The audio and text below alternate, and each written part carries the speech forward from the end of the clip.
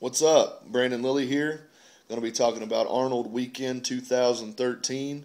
It's going to be a huge weekend. Always a great event being at the Arnold, the bodybuilding, the strongman, and once again, multiply powerlifting. There's going to be um, powerlifting there in multi-facets. That's awesome. Get out and support it.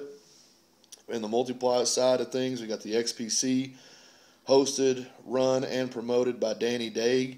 I doubt you will find a guy more enthusiastic about powerlifting at the Arnold. It was his dream, and I was lucky enough to be present whenever this was all being put together.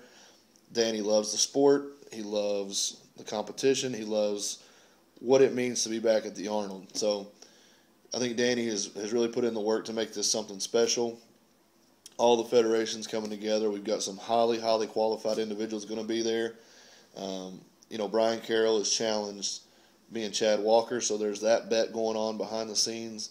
The lowest total of the three has to buy food and alcohol for the other two. I hope Brian's got his black American Express ready. Chad Walker himself can eat $300 to $400 worth of food, and I don't even want to guess at his alcohol limit. But anyway, it's stacked top to bottom. I'm just looking at a couple of the lists here. You got some really great women competing.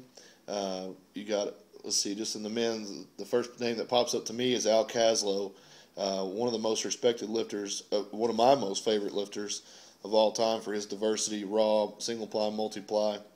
You go down through the list. You got Mickey Manley, formerly of Big Iron, Nate Gretzky of Lexington, Jeff Atkins, Dave Kirshen. Let's go a little further. Pat Helber, Abe Harrod, Jeremy Frey, Chris Delafave, Clint Smith. I think that trio right there is going to be one of the greatest competitions at the meet. You got Jeremy qualifying with a 24.85, Chris with a 24.41, and Clint at 24.05.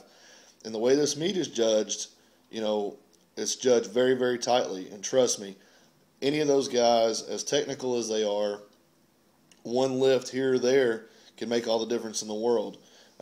When you go a little further in the 275s, you got Brian Carroll and Yarmbash head-to-head, 275 for bragging rights, for pride, USA, baby. And, if Yarmbash comes in at his best and Brian comes in at his best, I mean, it really is going to come down to who gets their lifts in. You saw Yarmbash last year. I thought maybe one of his lifts was good. It was really close, but that's the way it's been judged. Every single meet that I've seen, whether it was the XPC qualifier last March or the subsequent qualifiers, every lifter has earned every single lift along the way. And, it's not a bad thing to get back to that, get back to not necessarily trying to shoot for a world record total every time you get out, but just shooting for the win. Brian had a subpar day by his numbers, but he did exactly what he had to do to win that day. Very intelligent lifting by Brian, and I gained a lot of respect for him, for checking his ego and doing what he had to do to get the win. And I actually learned a lot from him that day. I don't know if I've ever told him that myself, but he's hearing it now. You got Chris Janik, also invited for the 275s. That dude is a strong son of a gun, and like I said, he'll be right up in the mix as well. Move on to the 308 super heavyweights. You got Al Meehan, absolutely one of the most underrated lifters I've ever been around. An absolute monster. Destroyed his opening squat. Just missed over 1,100 a couple times on depth. But, I mean, it was very close. So, again, the matter of an inch or less, and, he adds 60, 70 pounds to his total just in the squat. And then you got big Chad Walker. Good God, Chad is scary.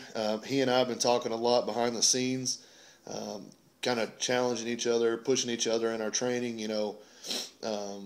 Chad pulled a big 800-plus deadlift at the XPC last year, and it really got me motivated in my own training to say, Chad is a guy that really just came out of nowhere. He'd just been putting up these really solid totals, but at the XPC, he made a hell of a name for himself. Got my attention for sure, and put together a hell of a total. It was like a 26.55, and I mean, he was just a solid lifter in all three lifts. I'm scared to death of seeing what he squats this year.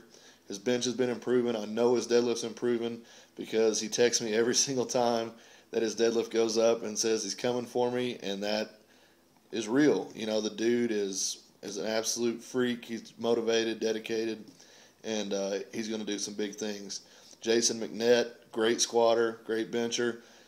He can be in the fold just as well. So from top to bottom, and Henry Thomason, that is another guy. I mean, if that dude puts together the kind of meat he is capable of, hell, he's hit a 900 a 900 one board bench, and you put together a 1200 plus squat. I mean, if he pulls in the sixes, sevens, he's right back up there. If he pulls in the sixes or at 700, which I think he's capable of, you know, you're talking about a massive, massive total. So really, right now, this is not the kind of meet where there's one standout lifter. I fully believe that I'm stronger than I've ever been. You know, I'm going to have to rework my bench shirt a little bit because as I got bigger, the shirt got so tight I was unable to use it. So coming back down, the shirt's starting to work for me again a little bit. And I've got some new squat gear coming. And I'm going to be pulling raw. So I expect to see my raw pull somewhere in the neighborhood of 825 to 835. And that's really where all I know right now. I would expect that the squat, you know, I have fooled around in the brief some, and my brief squats are way up from my previous best. So I can only hope the same for my suit. And like I said, I know that as my shirt starts to fit again, 800 to 820 has already been done. So we'll hope from there. But anyway, we're gonna put it all on the line. Every single person that's coming that weekend is well qualified. As you know, they went through a qualifying system. It's going to be an exciting meet. Like I said, the first meet back at the Arnold for multiply lifting. I actually spoke to Arnold about it in Pebble Beach. If you don't believe me, there's pictures of me with him and Ralph Moeller at the Cour d'Elegance in Pebble Beach. And we were talking about the Arnold and what it meant for multiply powerlifting to come back, and he thinks it's awesome. So he will be coming by, according to what he told me on the course. So, I got that inside tip. Me and Arnold are tight and everything. But